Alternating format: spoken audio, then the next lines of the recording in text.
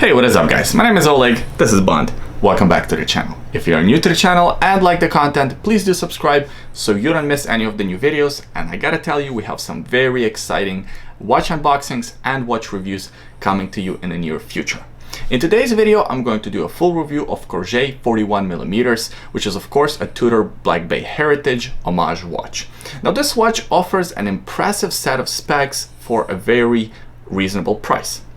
I bought mine for $140 from Aliexpress. However, they can be bought from eBay for as low as $115. That's a pretty good price for the package that you get. It's an all stainless steel case, water resistance of up to 200 meters, a sapphire crystal, and Miyota A215 movement. So is this watch any good?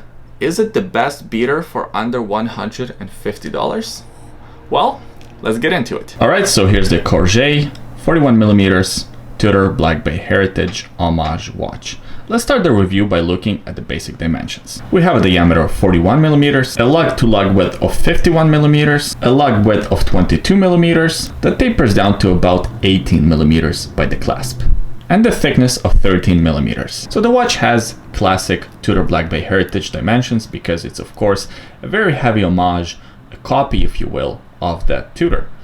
Now if you're not into homage watches, this watch is definitely not for you because, as I mentioned, it is kind of a copy.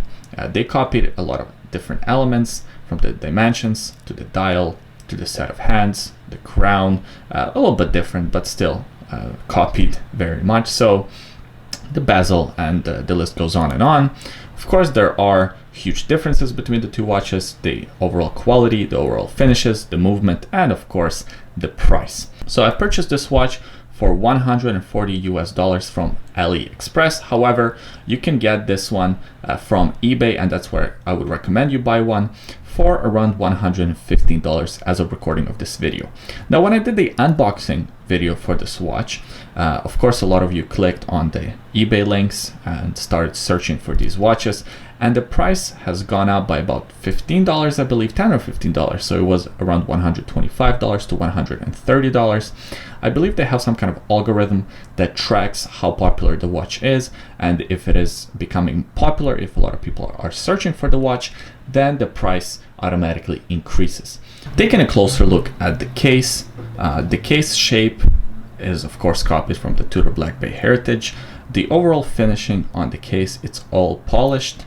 Of course, a stainless steel case with a stainless steel case back, very plain case back, just screw down classic diver style case back. We have a unidirectional 90 click bezel, so it's not 120 clicks. The bezel action is actually very satisfying. It's very easy to turn, coin edge finish on the bezel. So yeah, it's very easy to turn, very satisfying. It does sound a bit cheap and it does have a bit of back play, but it's not too bad. I think on camera it looks worse than it actually is in person. However, and here's my first complaint with this bezel, it doesn't align properly.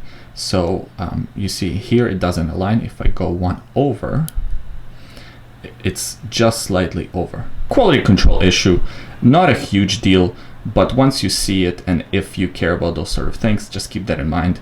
I mean, these Chinese watches are known to have a few quality control issues, and this bezel misalignment, the chapter ring misalignment, is very common. The dial is all black, which gives it a nice contrast against the blue bezel. I of course went for this blue bezel version, but there's the red bezel and the bronze versions available online as well. All applied indices, the date window by 3 o'clock, Corgeut by 12, and then we have 200 meters or 660 feet of water resistance, rotor, and self-winding.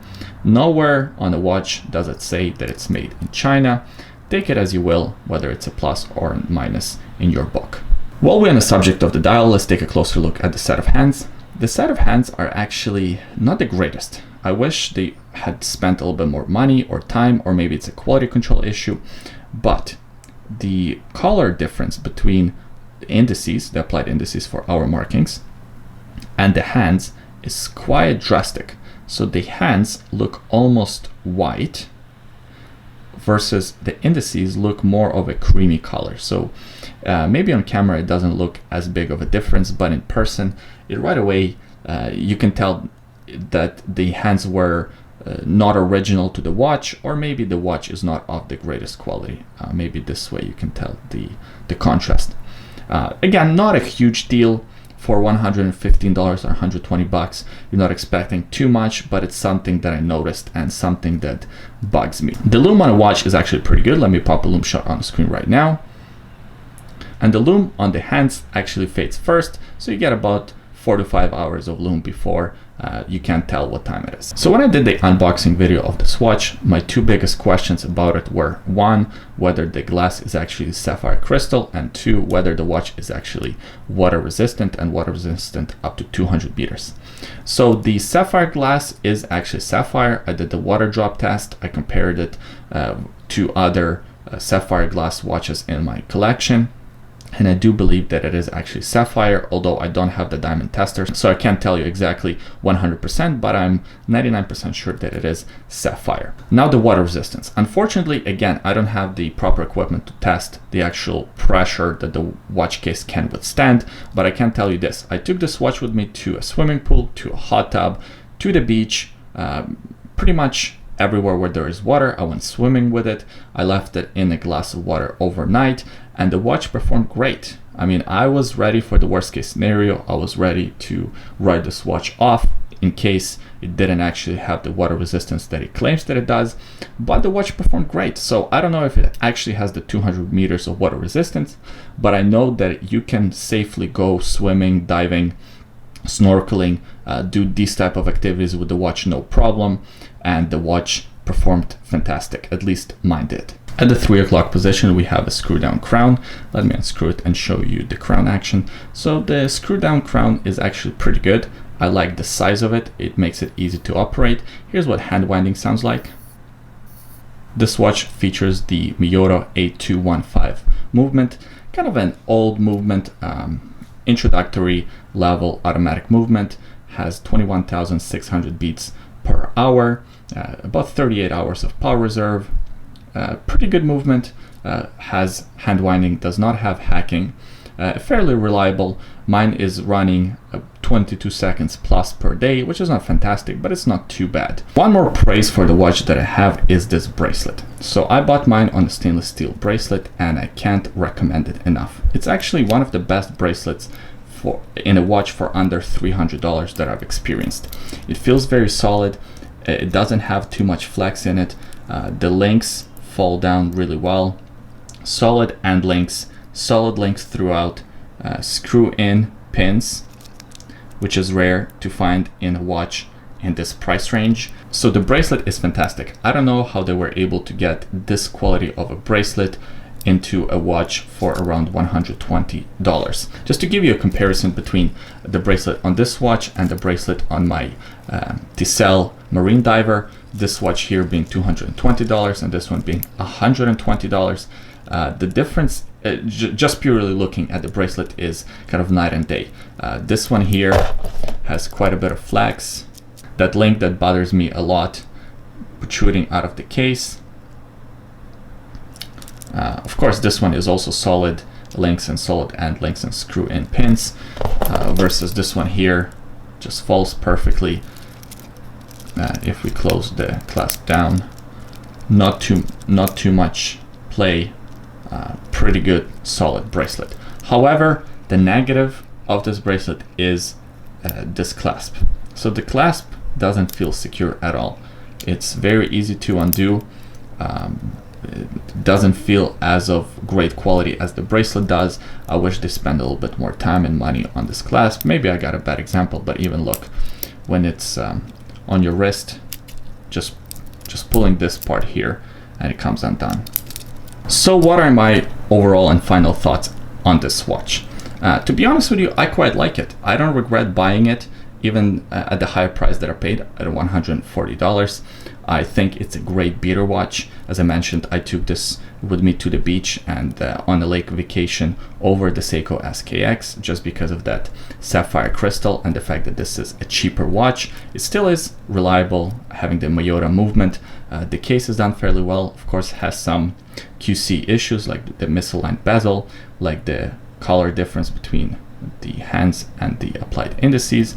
And this clasp coming undone too easily is not the greatest, so I will probably replace the clasp with a different one. Other than that, the bracelet is really good. The water resistance is there. It's a perfect beater watch for $150. And here's what the watch looks like on my 7¼ inch wrist. As you can see, it fits really well. It's a comfortable watch. However, it does wear bigger than it actually is because of this long lug to lug width, so it has a fairly big presence on the wrist. However, it is quite comfortable, and this clasp does feel pretty secure on the wrist. It's not as bad as just holding it in your hands, but I will still probably replace it with a different clasp. Alright guys, so that was the full review of the Corgeut 41mm Tudor Black Bay Heritage Homage watch. For the price tag, it's actually a pretty good beater watch. I mean, that sapphire crystal is fantastic for taking it to the beach. Also has the water resistance. I'm not sure if it's full 200 meters, but it certainly withstood all the tests that I put it through, so that's good enough for me. It does have some shortcomings and some negatives, as I mentioned previously. However, value for money is there. Pretty good watch, not disappointed in getting this one. By the way, today on my wrist I'm wearing a vintage 1970s Rainey's watch that I picked up a while back, and I'm wearing it on the native strap. I think it's a perfect summer watch. I appreciate you watching this video until the end. Please leave a comment. Let me know, what do you think about this watch? Are you gonna pick one up? Are you gonna let this one go? Maybe you already have one in your collection. Plus, let me know what is your favorite beater watch for under $150. I'm looking for some ideas, maybe for a future purchase. Thank you for watching this video, and I'll see you guys next time.